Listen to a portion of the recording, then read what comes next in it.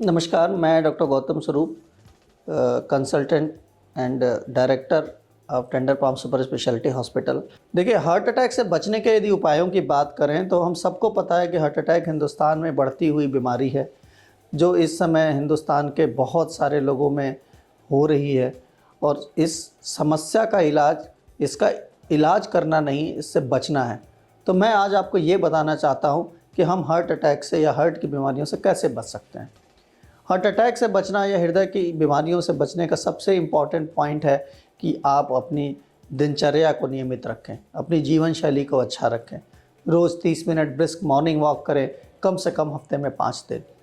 अपने खाने को हेल्दी रखें, फास्ट फूड, जंक फूड, इन सब चीज़ों से, बाहर के खाने से बचें। सैचुरेटेड फैट्स जो होते हैं, जो तले हुए खाने होते हैं, जो उनको तेल में छान के बनाया जाता है, या रीयूजेबल ऑयल्स होते हैं, उन सब चीज़ों में कोलेस्ट्रॉल की मात्रा बहुत ज़्यादा होती है। तो ऐसे व्यक्ति जिनका खान पान ठीक नहीं है, वो भी हार्ट के मरीज़ आगे चल के बन सकते हैं। इसलिए अपने खाने में हरी सब्जियों का प्रयोग करें, फल का प्रयोग करें, और नियमित रूप से आप जो है वो अपने खाने को हेल्दी रखें।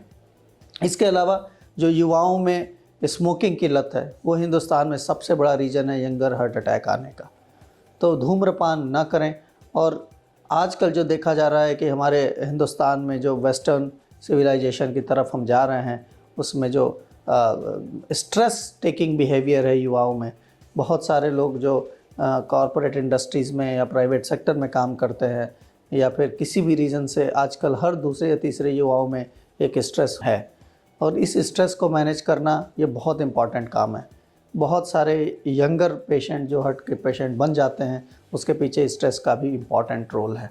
इसलिए अपने तनाव को भगाएं। और ये सारी चीज़ें, यदि आप ब्लड प्रेशर के पेशेंट हैं, अपने ब्लड प्रेशर को कंट्रोल में रखें। शुगर के पेशेंट हैं, शुगर को कंट्रोल में रखें। कोलेस्ट्रॉल बढ़ा हुआ है तो उसको डॉक्टर को दिखा के उनकी दवाइयाँ लें।